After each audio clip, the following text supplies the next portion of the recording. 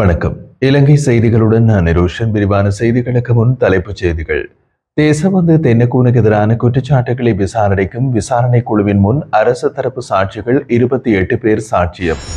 கிழக்கு கடற்பரப்பில் நடைபெறும் கடல் கொள்ளை செயல்களை தடுக்கும் நடவடிக்கைகளை மேற்கொள்ளுமாறு பாதுகாப்பு பிரிவினரிடம் அமைச்சர் ராமலிங்கம் சந்திரசேகர் கோரிக்கை. தெற்கு அதிவேக நெடுஞ்சாலையின் சேவை பகுதியை ராஜபக்ச குடும்பத்தினர் 10,000 ரூபாவுக்கு குத்தகைக்கு எடுத்ததாக போக்குவரத்து அமைச்சர் பிமல் ரத்நாயக்க விமர்சனம்.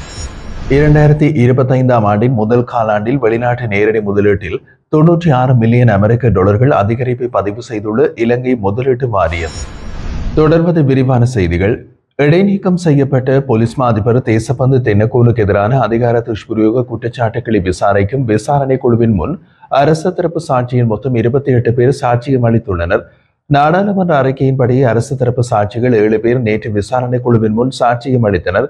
சட்டமாதிபர் திணைக்களத்தை பிரதிநிதித்துவப்படுத்தும் கூடுதல் சொலிசிட்டர் ஜெனரல் ஜனாதிபதி வழக்கறிஞர் திலீப பீரிஸ் மற்றும் துணை சொலிசிட்டர் ஜெனரல் ராஜித பெரேரா ஆகியோர் இந்த 2 சாட்சிகளும் உத்தியோகபூர்வ வேலைக்காக வெளிநாட்டில் இருப்பதாகவும் ஜூன் 26 அன்று நாடு திரும்ப திட்டமிடப்பட்டுள்ளதாகவும் சுட்டிக்காட்டியதை தொடர்ந்து ஜூன் 26ஆம் தேதிக்கு பிறகு சாட்சியம் அளிப்பதற்கு 2 கூடுதல் சாட்சிகளை குழு அங்கீகரித்துள்ளது. பிரதிவாரி தேசபந்து தென்னக்கூன் சார்பாக ஆஜரான வழக்கறிஞர் RS வீரவிக்ரமின் ஒப்புதலோடு ஜூன் 26ஆம் தேதிக்கு பிறகு சாட்சியம் அளிப்பதற்கும் குறுக்கு விசாரணை செய்வதற்கும் 2 சாட்சிகளை அளிப்பதற்கு குழு ஒப்புதல் அளித்துள்ளது. உச்சநீதிமன்ற நீதிபதி PB சூரசேன தலைமையில் குழு நேற்று தொடர்ந்து 4வது நாளாக கூடிய போது ஒப்புதல்கள் வழங்கப்பட்டன. குழு முதலில் நாளை மீண்டும் கூட திட்டமிட்டிருந்தாலும் இடைநீக்கம் செய்யப்பட்ட IGPயின் வாதத்தை தயார்படுத்துவதற்காக எதிர்வரும் திங்கட்கிழமை வரை ஒத்திவைக்குமாறு வழக்கறிஞர் வீரவிக்ரம கூறினார். சட்டமாதிபர் துறையின் பிரதிநிதிகளின் ஒப்புதலுடன் குழு அந்த கோரிக்கையை அங்கீகரித்தது. அதன்படி அடுத்த விசாரணை ஜூன் 23ஆம் தேதி திட்டமிடப்பட்டுள்ளது. சட்டமாதிபர் துறையின் பிரதிநிதிகளின் ஒப்புதலுடன் குழு இந்த கோரிக்கையினை அங்கீகரித்தது. அதன்படி அடுத்த விசாரணை ஜூன் 23ஆம் தேதி திட்டமிடப்பட்டுள்ளது. மேலும் ஜூன் 25 வரை தினமும் தொடரும். இது ஒவ்வொரு நாளும் காலை 9:30 மணிக்கு தொடங்கும். இந்த அமர்வுகளின் போது தேசபந்து தென்னக்கூன் சார்பாக பட்டியலிடப்பட்ட சாட்சிகள் குழுவின் முன் சாட்சியம் அளிக்க அழைக்கப்படுவார்கள்.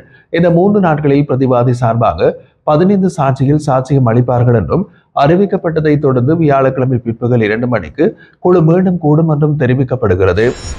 கிழக்கு மாகாண கடற்பரப்பில் நடைபெறும் கடல் கொள்ளை செயல்களை தடுப்பதற்கான நடவடிக்கைகளை உடனடியாக மேற்கொள்ளுமாறு பாதுகாப்பு பிரிவினரிடம் கடல் தொழில் நீரியல் மற்றும் கடல் வளங்கள் அமைச்சர் ராமலிங்கம் சந்திரசேகர் கோரிக்கை விடுத்துள்ளார்.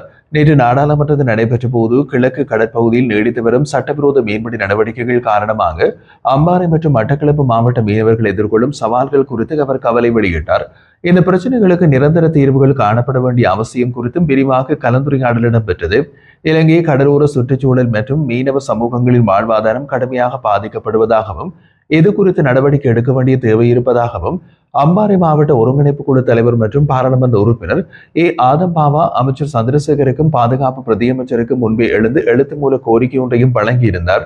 நடவடிக்கைகளை திட்டமிடும் நோக்கில் நிலைமையை விரிவாக மதிப்பீடு செய்வதும் மீனவ சமூகம் மற்றும் கடல்சார் வளங்களை பாதுகாப்பதும் கடல்சார் பாதுகாப்பு அமலாக்கத்தையும் ஒருங்கிணைத்து தூக்கும் தீர்வுகளை உருவாக்குவதின் அவசியம் குறித்தும் இந்த சந்திப்பில் வலியுறுத்தப்பட்டது.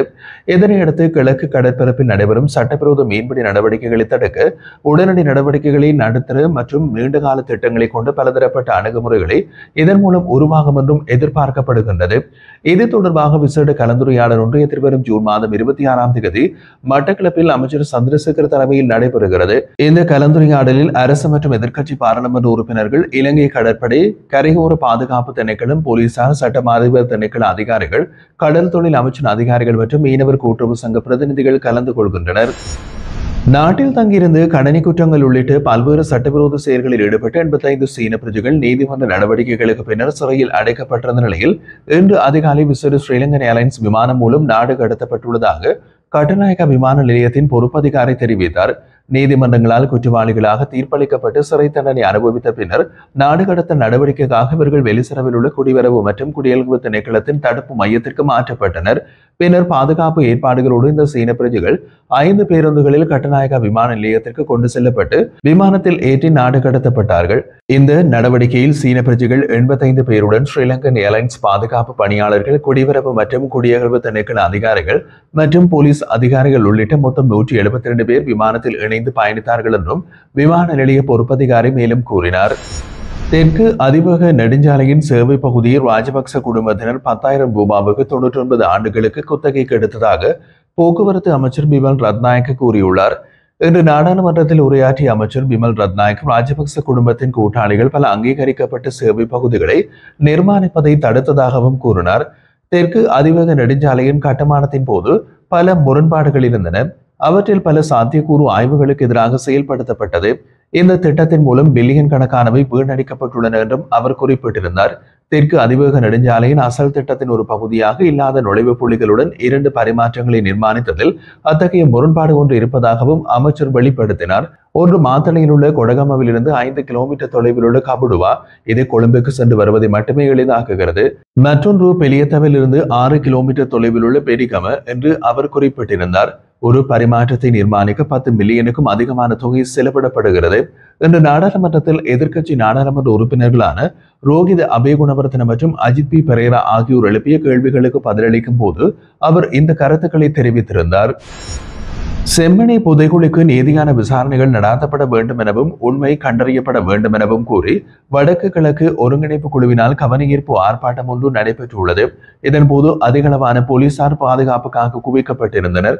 இலங்கை அரசியமிடமிருந்து வலிந்து அபகரிக்கப்பட்டு கொலை செய்யப்பட்டு மனித புதைகுழிகளில் புதைக்கப்பட்ட எமது அன்புக்குரியோரின் பெருமதிமிக்க நீதி கோருகின்றோம் என்றும் தொனிப்பொருளில் வடக்கு கிழக்கு ஒருங்கிணைப்பு குழுவினால் செம்மணியில் இன்று காலை 10 மணி முதல் கவனஈர்ப்பு ஆர்ப்பாட்டம் நடைபெற்றிருந்தது. நீதி வேண்டும், செம்மணி படுகொலைக்கு நீதி வேண்டும், இது மண்ணல்ல புதைகுழி, உண்மையதை தோண்டி காட்டுவோம், ஐநா செவிகொடு, ஜனாதிபதி கண்வழி, மனித உரிமைகளை பாதுகாப்பீர், புதைகுழி அடைக்கலம் அல்ல, உண்மை பேசும் தளங்கள், விசாரணைகளை தெரிவுபடுத்து, செம்மணிக்கு ஒரு நீதி, பட்டலந்தவுக்கு ஒரு நீதியா ஆகிய கோஷங்களை எழுப்பிய வண்ணம் போராட்டத்தில் ஈடுபட்டனர்.